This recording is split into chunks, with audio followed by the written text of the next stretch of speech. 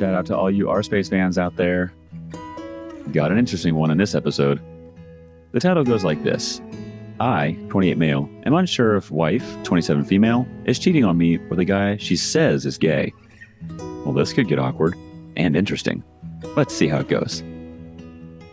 My wife and I have been married for about a year and a half and have known each other for a little over 8 years now. I will be honest with you all. I did cheat on her about 2 months into the relationship. We were long distance for the first 10 months or so, with a friend I had known for years. It was a moment of weakness, naivete, and have regretted it since it happened. I confess that I did cheat on her, but we worked things out over time, and I grew into a much more mature person. Again, I know it sounds terrible, and I honestly am embarrassed and regret it every day. Some background on our relationship. We are mainly shut-ins, and don't really go out to do much other than meals or a random event like apple picking or meeting my wife's friends. We never go to bars just for the fun of it or anything.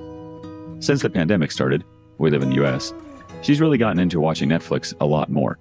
She's gone through at least 10 shows by now and is constantly watching something, whether it's during breakfast or doing makeup in the morning.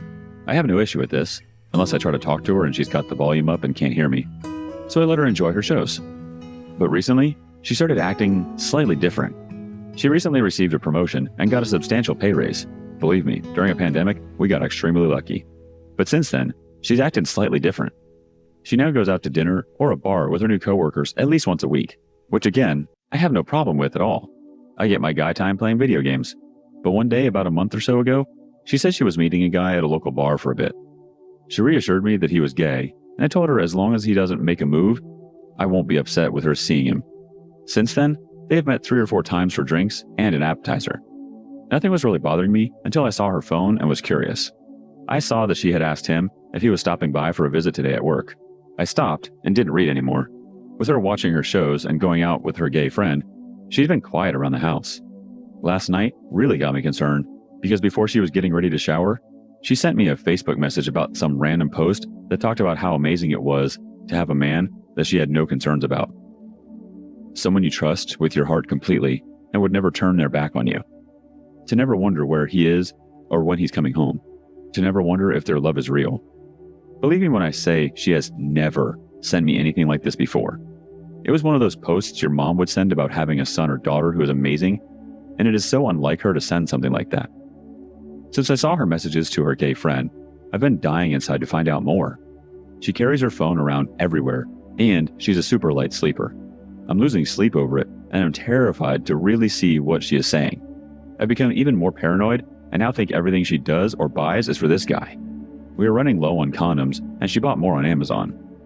I laid awake last night wondering if she was going to sneak some with her. I just need to find out what is going on and if my worries and paranoid are warranted and make sense. Other information, we are part of her family's Life 360 app, where locations and drive times are shown on a map. Mother-in-law is super nice, but gets paranoid. So with this, I can see that she does go to the bars she said she goes to. Update. So, things took a turn for the worse in my case.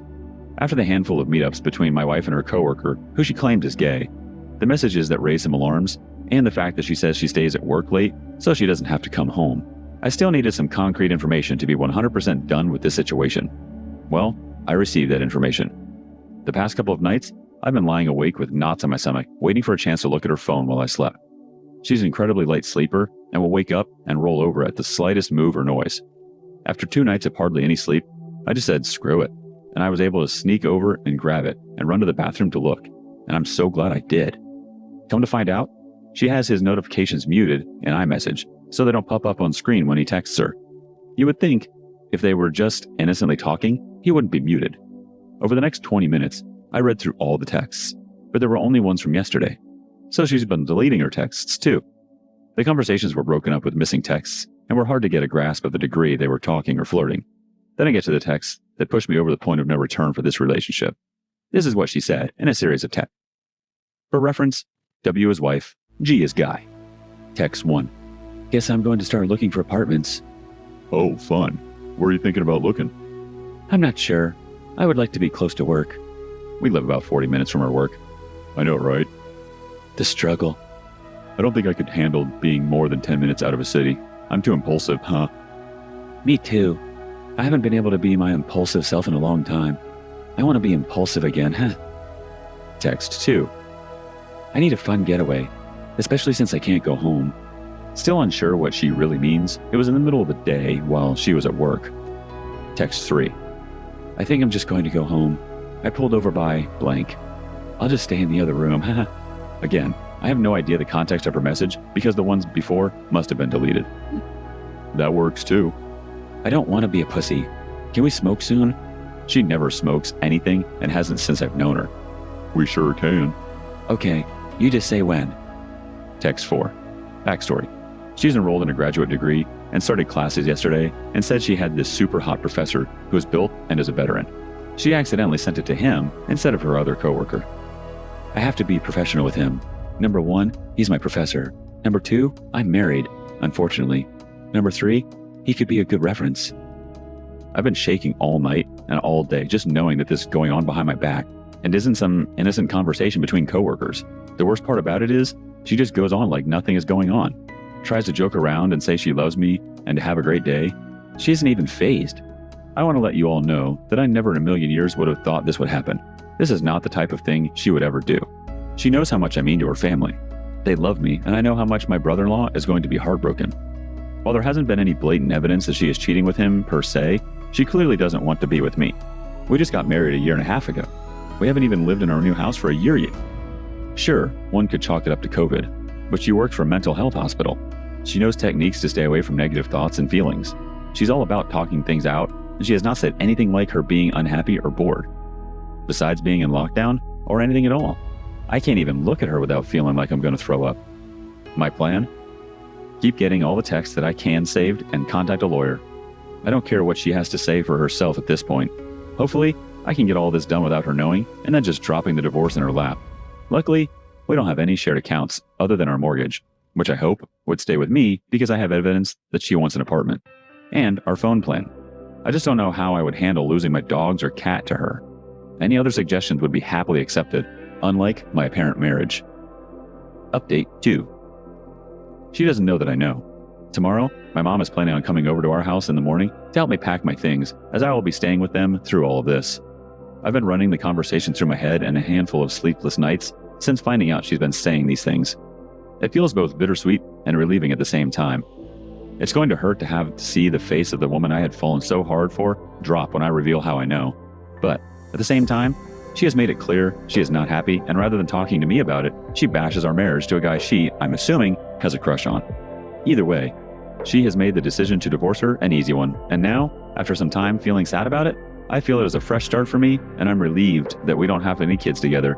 I will update this on how she responds soon. I hope many of you find peace in your turmoil as I have so far.